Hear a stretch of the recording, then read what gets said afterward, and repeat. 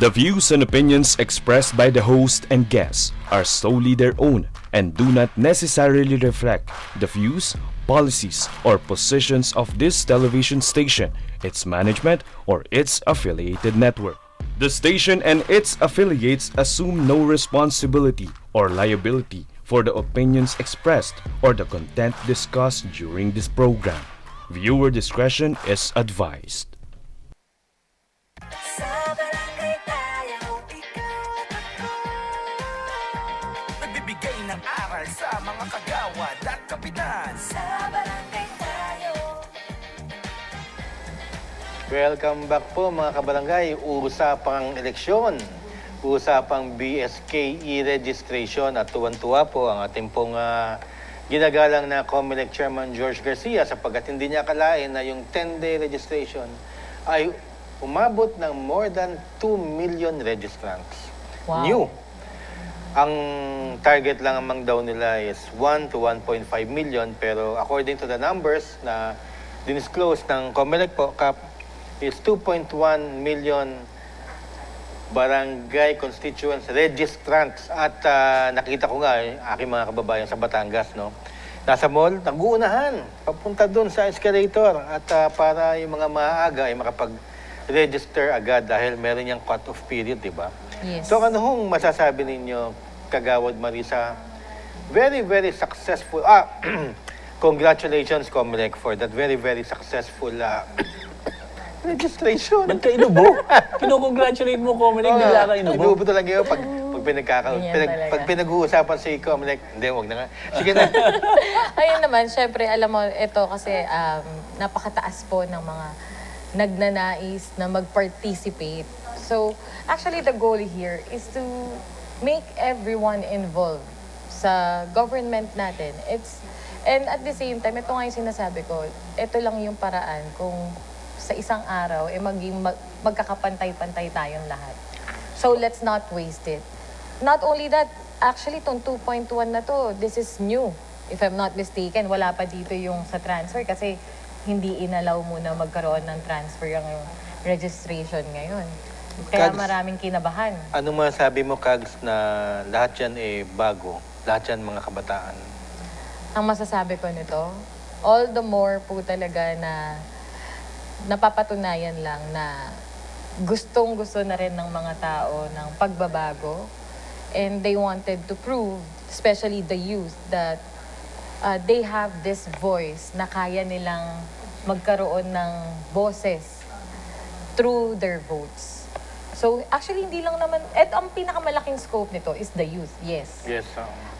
Pero for me, ang tinitignan ko dito sa numbers na to is that ibig sabihin, marami pa palang hindi rehistrado. Diba? Na ngayon, since nakikita na nila yung nangyayaring sitwasyon sa community nila, they wanted to get involved. Actually, ito, siguro kung nagkaroon nga ng election ngayon, baka karamihan pa dito gusto rin na lumahok din at tumakbo. Yes. Kasi yun ang pinaka way nila para maging elected officials sila is first, to be a voter. Ilan ngayon ang magagalit kapag pinospone mo election? Yun nga lang. Hindi ka nakasagot? Yun nga lang. Ang sabi, Kap, ng Commission on Election, so 10 days lang to, ano, ang sabi nila na if ever ma-postpone nga, They will halimbawa, resume. they will resume registration on October, yung gaya ng in-announce na dati, I think it's 26, if I'm not mistaken. October up to July 2026. Yeah. Kaya mas marami sigurong, sabi nila, mas marami talaga magpaparisko considering na napakarami nga, Kap. Ito, 10 days lang, 2 million. 2 million, 2.1 actually. Paano yung... Yun, mahaba-haba yun. Haba-haba. Pero alam mo naman Pinoy, ang Pilipino, last minute eh. Laging sa rush hour. Oh, pero sabihin na natin magdodoble yan. Mahigit. Mahigit. Kasi may, ano pa yan eh, may mga magbe-birthday ng above 15 years old o Yes. November pa yung ano, gano'n. At any rate, Naaalala mo ba, Kap, yung una ka nagparehistro? 1942? di naman. So kung 1942 siya, Ang binoto paano ka niya naman? si Carlos P. Garcia. Pero yung sinasabi ni Kap doon kanina na, paano yung mga magagalit? Alam mo, it always have to be a challenge to everyone, lalo na sa mga nag-a-aspire. Alam natin yan. Alam ni Presidente Marcos kaya yan? Na 2.1 million yung madidismaya kapag pinospone niya yung election? Speaking of Cap, matanong kita. I'll just play the devil's advocate. Yeah. Doon din naman tayo papunta. Sakto, naka-white siya, naka-black ka. Ganon? Ganun ba yun? Until si Cards Butch. Pipirmahan na raw ni Pangulong Bongbong Marcos ang term setting, no? Actually, ang It original... passed already eh. Di ba? Hindi Until pa, hindi pa. Well, today po, teka muna, today po is... si Cards Marie. Oh, masyado kang advance. Ano ba nalalaman Claps mo? daw. Baka maraming atakihin sa puso. Alam mo, August Tignan. 13 po ngayon, Wednesday. Anong oras na? Today, It's 2:35. 2:35. 2:40 Oh, na late sa kasi akin. ito, kaya ayoko. 2:35, kaya hindi ko namin alam kung anong mangyayari ngayong araw. Pero, Kags Marie, yung sinasabi mo, bukas daw ang deadline nila. Actually, pinangako nila kahapon, August 12. Pero naglagay Yun ang sila sinasabi ng... ko. Kasi August Naglagay sila 12. ng 2:14. Oo, so, pipirmahan kaya ni Pangulo. Kap, ano ba muna ang iyong antena para dyan? Yung iyong antena. Wala. Boring daw ako eh. Actually, may mga nagko-comment, boring daw ako kasi hindi ako... kasi we must understand na unang-una, ayaw namin ng speculations. Ako personal, ayaw ko ng speculations. Kasi when you speculate or when you assume, you're making an tutut out of me, you and me. Okay? So, yung mga sinasabi lagi ni Kags Butch, at yung sinasabi ko, sinasabi rito sa SBT nila Kags Marie, kasi sabi ko nga sa inyo, may pinagbabasihan yan. Hindi basta-basta magdedeklara si Kags Butch sa pambansang kagawad o kung saan man sa SBT na, may ganito, may ganyan. May mga bagay na nakakarating sa amin, nakakarating sa akin, pero siyempre, hintayin na lang din namin yung sasabihin lagi ng matataas na tao, yung presidente ng Pilipinas, o kung pipirmahan ba. Pero sa ganang amin, ay gusto ko matuldukan na. Pirmahan ba o hindi pipirmahan, gusto ko matuldukan na kasi ang nagkakaroon ng sigalot ay yung mga tao na gustong bumoto, katulad ng sinasabi ni Kags Marie, 2.1 million yung kanina. At yung mga mga incumbents na ano ba talaga, saan ba kami rito? Di ba? So, dun Kags Butch, it all boils to let's get it on, whatever that may be. Yeah. So, ako, in addition sa sinabi ni Cap, actually, nakakalungkot kasi dito, what I don't understand is that why prolong it, diba? Yeah. I mean, what's the big deal of prolonging it? At the end of the day, alam naman natin kung ano na yung magiging decision. So, Sabi nga Kags Marie ng mga incumbent, kung gusto niyo election, let's get it on. Kung salamat, kung may extend, salamat, 1 year lang naman. And the fuss of making it a big deal, yun yung parang questionable. I mean, na dumating na tayo sa time na halos every time, eto na yung pinag-uusapan, inaabangan. Biglang may mangyayari. Tapos may bigla na namang sasabihin. So, sometimes our viewers also, tinitake nila yung quote natin because of, yun yung dinideliver din natin. But then again, kung ano po yung mga nakakarating sa amin, magmula naman po sa mga lehitimo at talagang Reliable. yes, reliable sources, ay binabalita po namin sa inyo. So ngayong araw nga po na ito, so by tomorrow, that's August 14, so malalaman natin. But yun nga, yung sinasabi ni Cap na pipirmahan ba or hindi. Pirmahan or hindi, ang pinaka-big deal na lang doon is pag pinirmahan niya, is it veto or for approval? Pero nagbigay na rin ng statement naman si Presidente na it's pro. I'll sign. Yeah. So, Sapagkat kung anong masasabi ninyo, dahil kailangan ma-prioritize ang BARM election, first Yes. time, and importante yun sa peace process ng bansa. tama po yun. Saka, ito punto lang, Kags Butch. Sinasabi ng COMELEC, sila raw, sabi ni Presidente, pwede niyong tingnan yung ano niya. sinasabi ng presidente, ang COMELEC din kasi may gusto para matutukan daw nila. No? Pero sinasabi nila, kaya daw nila yung dalawang eleksyon. Diba? Pero ang nagpupush na base sa salita ng presidente ng Pilipinas, ay ang COMELEC din na gusto nila tutukan yung BARM. Diba?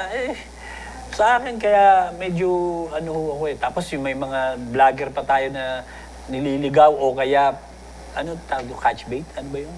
Clickbait. Ha? Clickbait. Clickbait yung mga ano.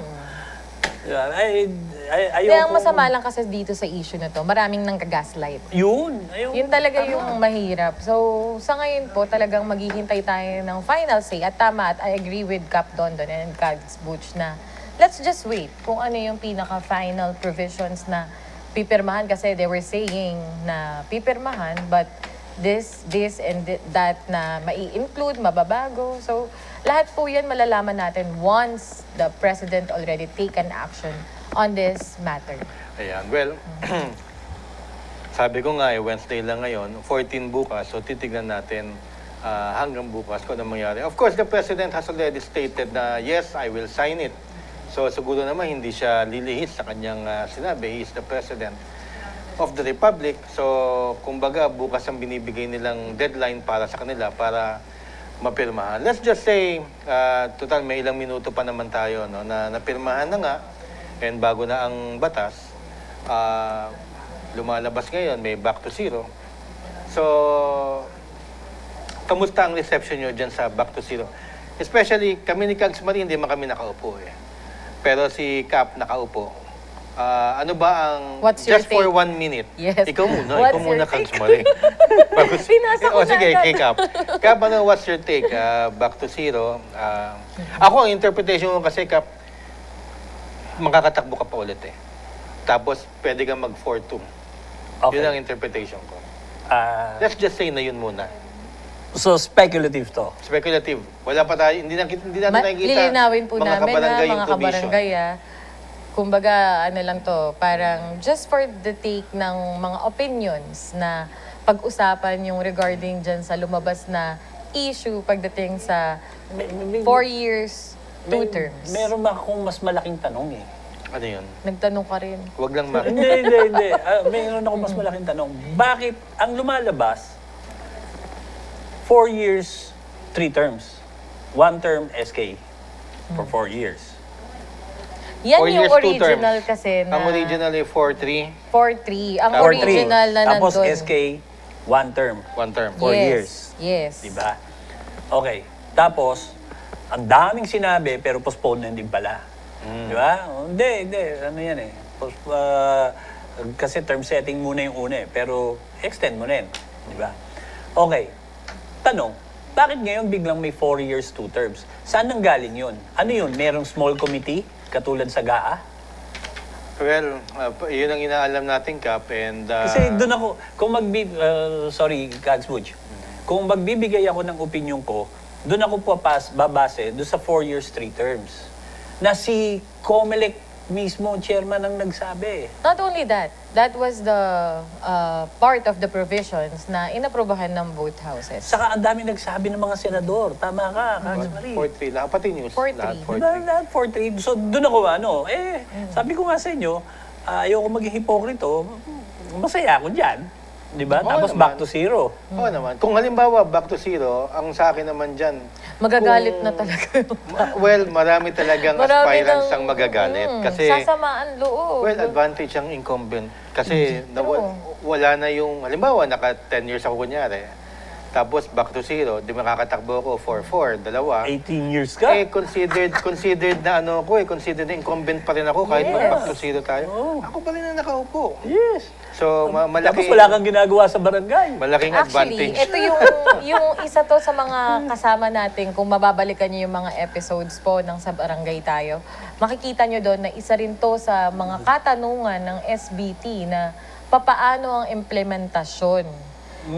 Yung implementation nito. Kasi okay na, we were given 4 years and 3 terms based on the law they passed for both houses.